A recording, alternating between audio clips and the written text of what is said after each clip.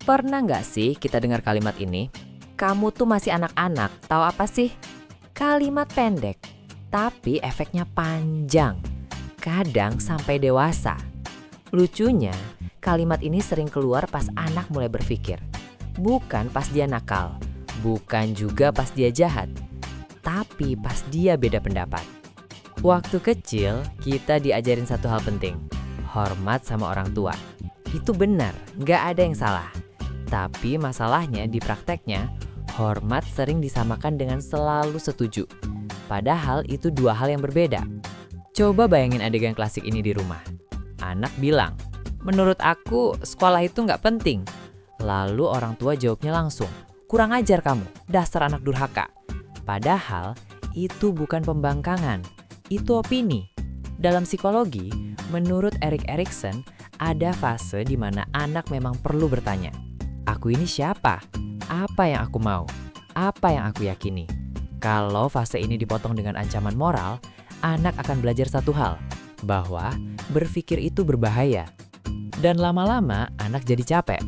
Capek bukan karena melawan, tapi karena menahan. Menahan omongan, menahan perasaan, dan menahan diri sendiri. Masalahnya, banyak orang tua sering salah paham antara hormat dan takut. Hormat itu ada dialog, dan takut itu diam. Dan orang tua pada umumnya sering bangga sama anak yang diam. Anakku baik, gak pernah bantah. Iya, karena dia tahu kalau bantah neraka akan lebih dekat. Ada anak yang kelihatannya nurut banget, gak pernah protes, gak pernah melawan. Dalam psikologi, ini bisa jadi bukan kedewasaan, tapi coping mechanism, yang artinya strategi bertahan hidup. Dia belajar satu rumus sederhana, bahwa biar aman, jangan jadi diri sendiri. Attachment theory bilang, anak butuh rasa aman secara emosional.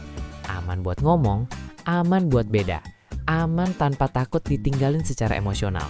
Masalahnya, kalau setiap beda pendapat dianggap durhaka, yang terbentuk bukanlah kedekatan, tapi kepatuhan. Dan kepatuhan itu rapuh. Makanya kita sering lihat orang dewasa yang susah bilang enggak, takut bikin orang kecewa, selalu mikirin orang lain tapi lupa diri sendiri. Kalau ditarik ke belakang, seringkali bukan karena dia lemah, tapi karena dulu dia nggak pernah didengar. Dan ini ironis, orang tua pengen anaknya jujur, tapi pas anak jujur, dia dihukum. Orang tua pengen anaknya terbuka, tapi setiap buka suara bakal ditutup paksa. Padahal, mendengarkan itu nggak sama dengan mengalah. Mendengarkan itu bilang, aku mungkin nggak setuju, tapi perasaanmu valid. Dan itu bedanya kontrol sama pengasuhan. Yang lebih bahaya, ketika cinta disyaratkan dengan kepatuhan. Anak jadi bingung, kalau aku jadi diriku sendiri, aku masih disayang nggak? Pertanyaan ini berat dan sering dibawa sampai tua.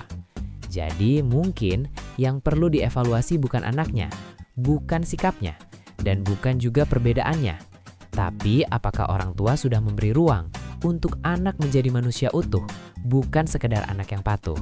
Karena beda pendapat itu bukan pemberontakan, itu tanda anak sedang bertumbuh. Dan anak yang bertumbuh pasti bertanya, pasti nggak selalu sejalan, dan pasti beda. Dan sekarang pertanyaannya sederhana, kalau ada anak berbeda pendapat, orang tua sedang menghadapi anak yang membangkang atau anak yang sedang bertumbuh?